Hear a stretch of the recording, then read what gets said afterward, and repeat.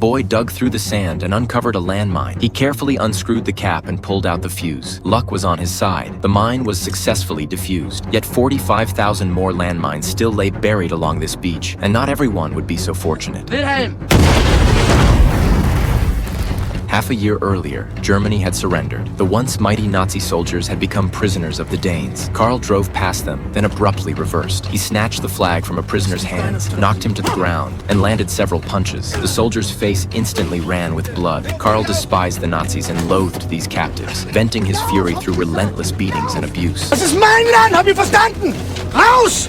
Though the war had ended, the prisoners' ordeal had only just begun. They were dragged to the coastline to clear mines left behind by the German army. On Denmark's west coast alone lay 2.2 million mines. By the war's end, Germany was already beyond redemption. These captured soldiers were still boys, barely out of adolescence. Not only had they never cleared mines before, they had never even seen one. After a brief explanation, they plunged straight into the real thing. A boy entered the bunker, placed the mine on the ground, slowly unscrewed the cap, and pulled out the fuse. The mine was successfully defused. The boy carried the empty shell out. They worked one after another, their lives entirely in their own hands. Though the steps seemed simple, each one carried the risk of blowing them to bits. Before even touching the mine, the boy's hands began to tremble. He took several deep breaths, but still couldn't bring himself to open the cap. The instructor, glancing at his watch, urged him on impatiently. After cursing under his breath, he entered the bunker to check. He ordered the boy to stop, but the boy stubbornly persisted. Another 10 minutes passed before he finally emerged. Seeing the progress going smoothly, the other boys relaxed. Suddenly, an explosion echoed, plunging everyone into silence. Before the mission even began, they had lost a comrade. Yet there was no time for grief. They were swiftly deployed to the front lines, where Karl was assigned to oversee them. Karl showed no mercy toward these prisoners of war. Burdened by national and personal vengeance, he finally had his chance for retribution. He lined the youths up, berating each one in turn, though he showed slight interest in a pair of twins. After brief introductions, they were sent to the minefield. Here lay 45,000 landmines. Only by clearing them all could they return home. Karl produced a map, assigning each sector a number.